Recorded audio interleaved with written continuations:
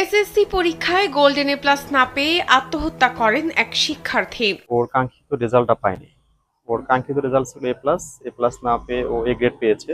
এটাতে অভিমান থেকে ও আত্মহত্যা করেছে।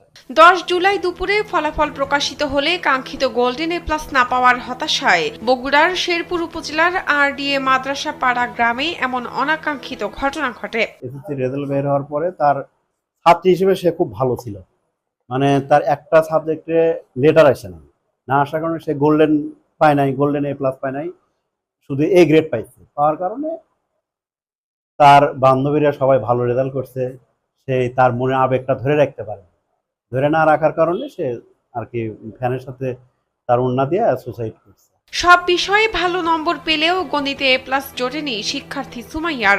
এ নিয়ে মায়ের কাছে আফসোস করে সে। এরপর নিজের ঘরে ঢোকার কিছুক্ষণ পরেই ফ্যানের সঙ্গে ফাঁস নেয় আরডিএ স্কুল অ্যান্ড কলেজের শিক্ষার্থী সুমাইয়া।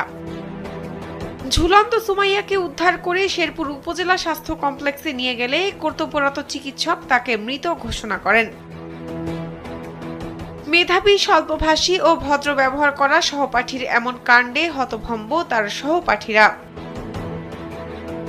কাঙ্ক্ষিত ফলাফলে ব্যর্থ হয়ে হতাশা থেকে এমন ঘটনা ঘটেছে বলে মনে করেন শেরপুর থানার ভারপ্রাপ্ত কর্মকর্তা এস এম মঈনুদ্দিন।